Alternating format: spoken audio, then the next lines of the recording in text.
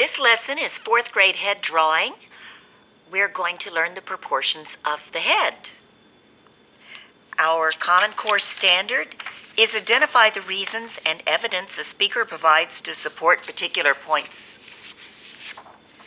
In grade 4, artists create art based on life experiences is our big idea. And artists document people and their lives. Well, to document people, we need to know how to draw them. The art standards are describe the concept of proportion in face and figure as used in works of art. Use the conventions of facial and figure proportions in a figure study. Use accurate proportions to create an expressive portrait or a figure drawing or painting. At this point, I stop and discuss proportion. What is proportion? Okay, the root word is portion. What does portion mean? What does the prefix pro mean? So we come out that the parts are all for each other, like a puzzle. They have to be the same. They have to be the right size and the right shape to fit together for the puzzle to work. So our objective, of course, is to grasp the concept of proportion through using it in the drawing of the human figure. And we look a little bit into the history of portraiture. This is made of volcanic stone. It's from Mexico. It's Olmec. It's about 3,000 years old, and it's 9 feet tall. So we talk about how long people have liked making portraits. It's like selfies, only in stone. And on this one, we notice he has a helmet because the Olmec people loved sports and they played a game very similar to soccer, except they had a stone ball, so they, of course, rolled it with their foot as opposed to kicking it. This is only about 500 years ago in Italy. This is by Pontormo, and this belongs to the Getty Museum here in Los Angeles. And we look at this and talk about portraiture. Who could afford to have a portrait?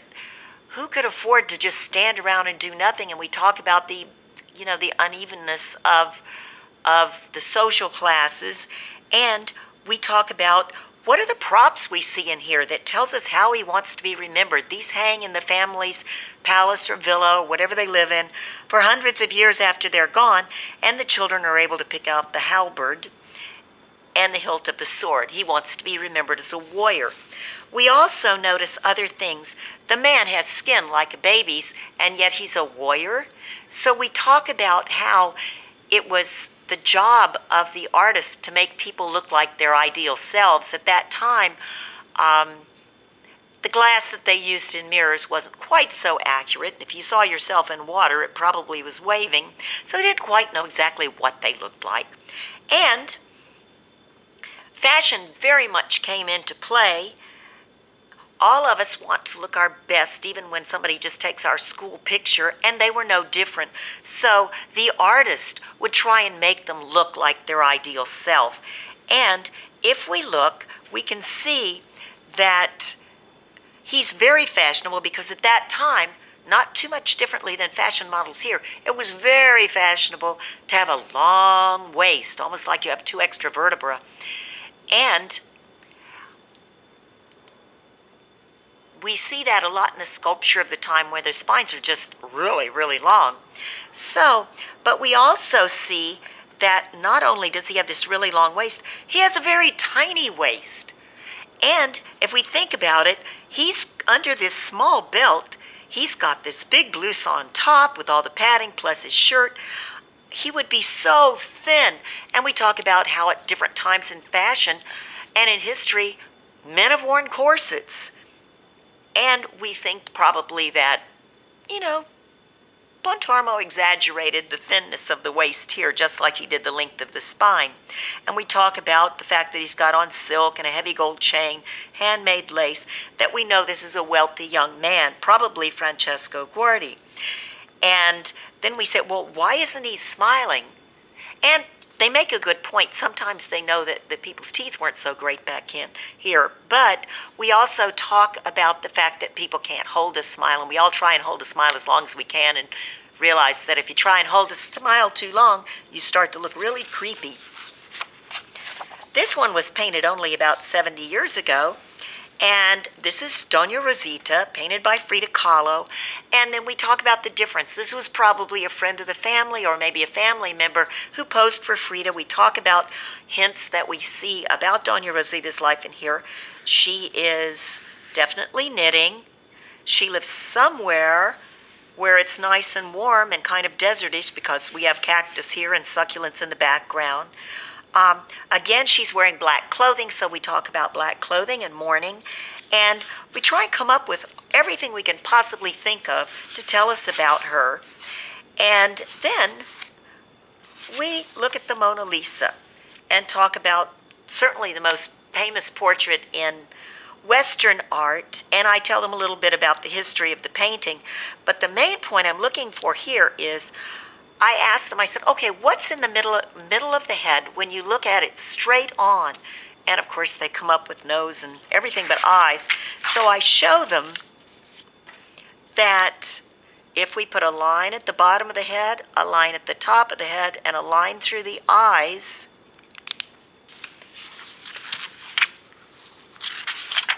the eyes are right in the middle.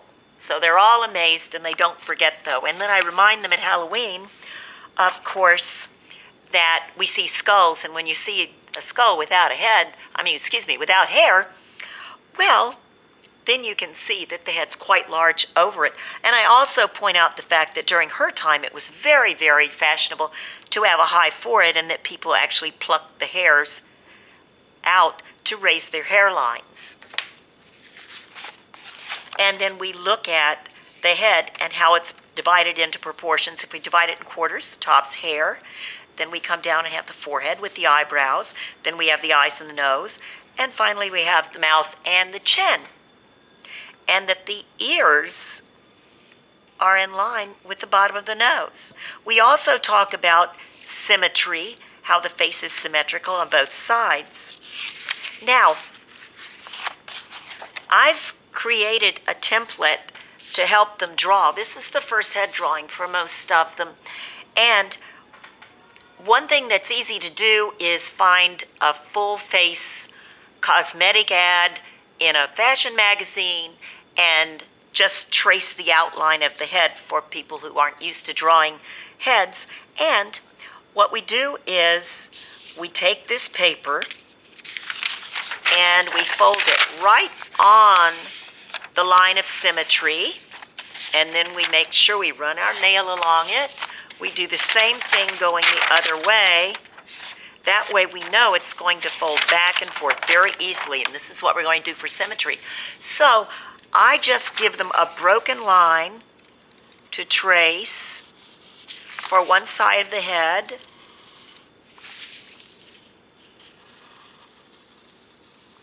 And then I show them if we fold this over, we can actually see it on the other side.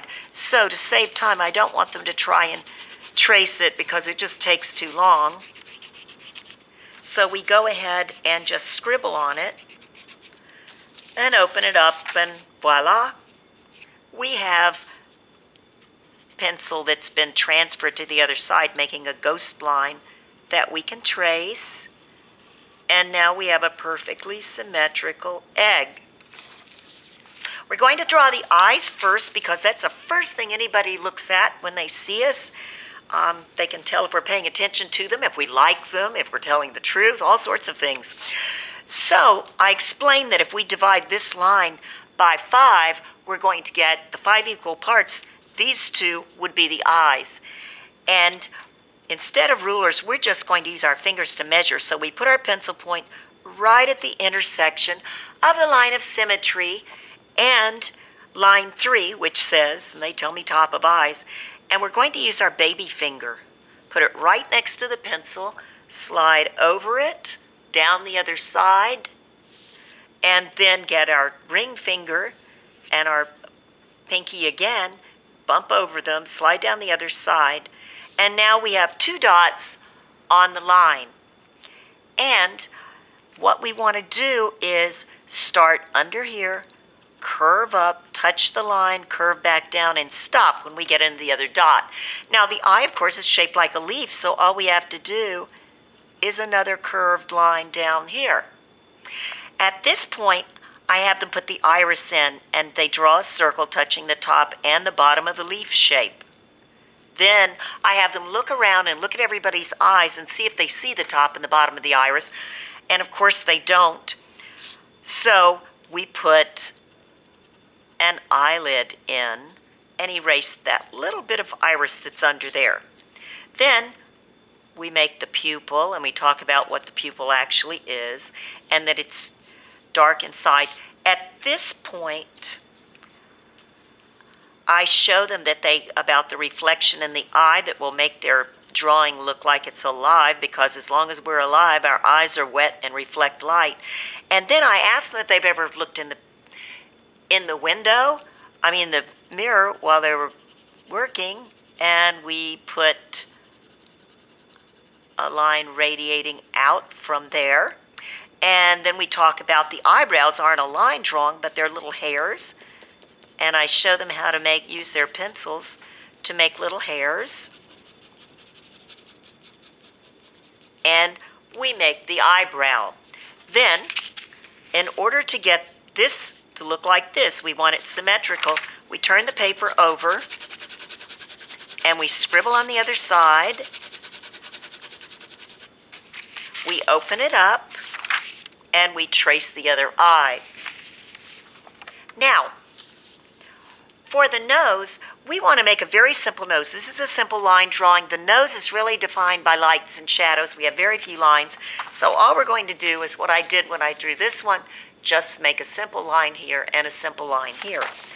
And to make these lines, if I turn it this way, it looks like an L with a curve instead of an angle. So we all know how to make an L. We can make an L. Then I ask them if they can make it with a curve, and can they tip it over and still keep that curve? Well, yes, they think they can. So I show them that the eye and the nose are about the same width. So we're just going to put our little finger here again and make a dot. Then we want to make that L, and we slant our paper and make our L curve back this way.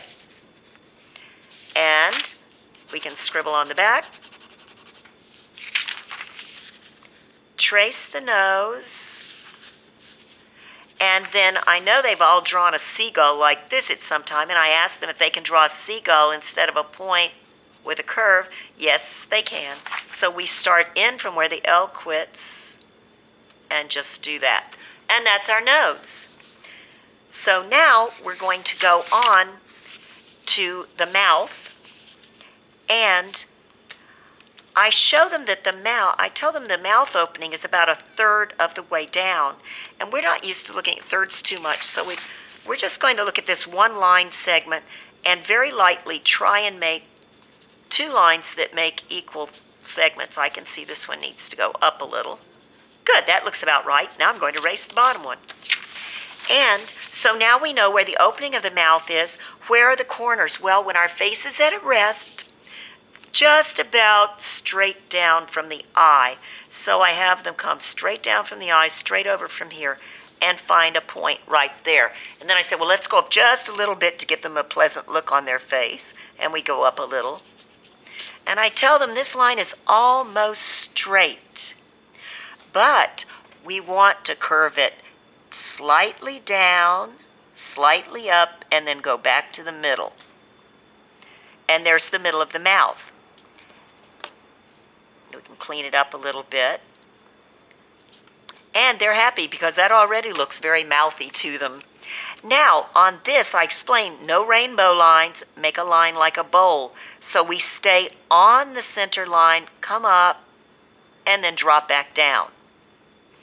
Then on the bottom, we're going to make the rainbow line and then come down. So we make the rainbow shaped line, and then we come back down, and we have our mouth. We fold it over, scribble on the back, and we have it. One thing I do show them, though, and I point this out now, is that if they are drawing a boy and they want him to look more masculine, it works better not to connect the bottom lip to the top. And that seems to look more masculine. So we've scribbled on the back of our lip. Oops, there we go. And now, what about the neck? Well, I tell them they've all seen thousands of necks, so they're neck experts. And from the front, if we come straight down from the corners of the eyes, that gives us a pretty good neckline. Now, this paper's long, so we need to come down and go out this way. And then we can scribble on the back. Make sure the shoulders are long enough. And then we look at it and see, okay, that may be a little bit wide right there. And we make our neck. Then for the ears, the top of the ears actually comes to about the middle of the eyebrow. So we want to start here, come up over the line and curve, but stay close to the head. Come down and then gently go back and come all the way down to line 4, which is the bottom of the nose and the ears. Once we get there, we can make a little hook here, and scribble on the back, transfer it to the other side, and then we can go ahead and just trace that other ear. And we have our ears. For the hairline, so what does it say on line 2? Hairline. Everybody has a similar hairline. So they're all, some are higher, some are lower, some are narrow, some are more wide. But we can go ahead and start on our line, which is a quarter of the way down the head, and bring it down, curve in, and make sure you come all the way down here, because we all have this, our little sideburns that go down. Then we can transfer this to the back of the head, from the back, and there's our hairline. Now they want to make hair, which is challenging. I have one of these ready. I have 4 heads, and I say, okay, these can be girls or boys. And this looks like a basic boy hairline, but we can make a part up there, and then we could come down here and make a ponytail. Or we could come off the back here, erase this part of the line, and we've got a girl with longer hair. So that shows them that they can bind looks. For this one, I tell them we can make a basic boy haircut by just erasing that line, coming down, making that basic boy. Then I usually talk about bangs, because they'll try and make the bangs start here, but our bangs start on top of our head. So we need to get rid of this and come from the top, come down, make a little hook there for bangs. Maybe make it go this way too. And that's also a boy hairstyle. We can make cute little ponytails on both sides, or we could go ahead and make some kind of hairstyle that the girls might like. Let me bring it out here a little more. Let's make it look a little more full. And then the boys usually want to know about spiky. So okay, we're going to do spiky, so we need to get rid of the line we can see on top. We can still see a ghost line of where we were. And I remind them that zigzag won't work. It's fine for Bart, but he's a cartoon. So we want to make a line that goes more like this, more of a jagged line. And we can start here, and we kind of get it going. And a little bit off there. Then come up here.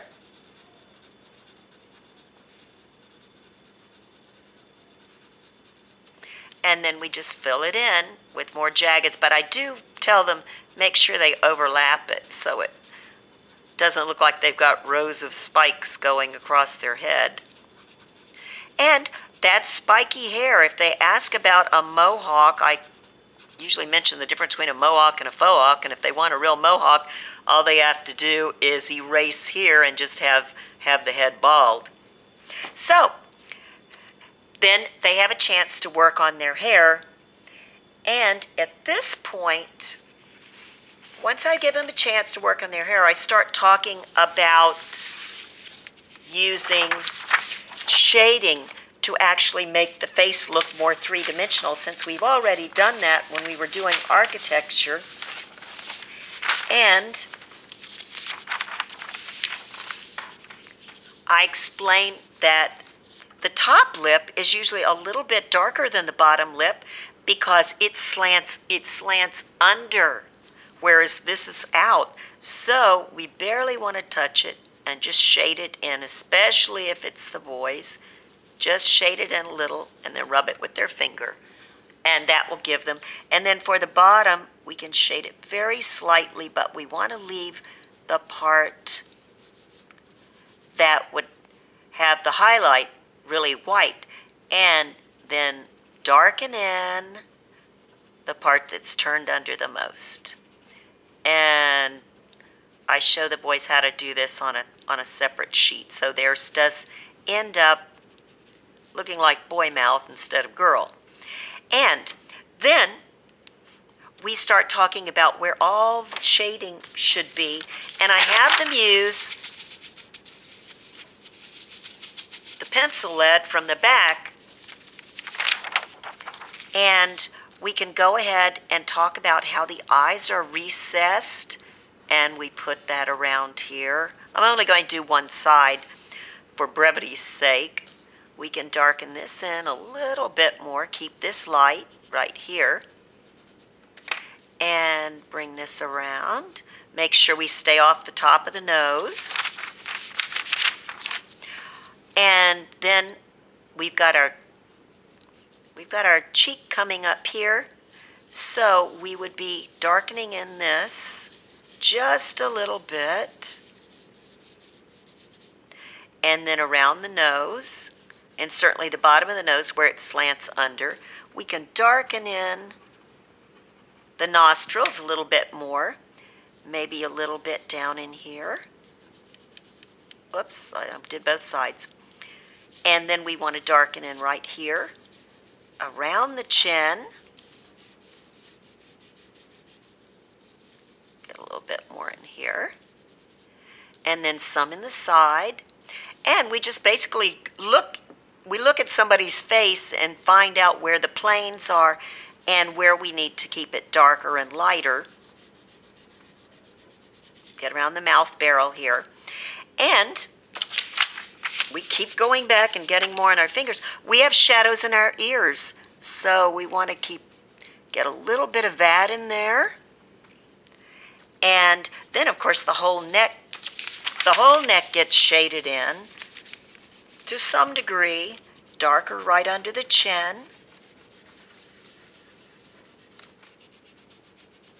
And we get the shading in. The main thing is that they understand, not necessarily that they learn to do it, but they understand that the planes of the face, we see them because of the shading, because of the lights and the shadows. And you may have noticed I did not put eyelashes on. I really don't have, and I tried for several years, I really don't have good luck with the eyelashes. Some of them tend to put them from up here no matter what I show them, and they're usually longer, and so we just don't do eyelashes. We do this, and then I go over the proportions of the face again, and then they write about the proportions in their journal. And that's 4th grade head drawing.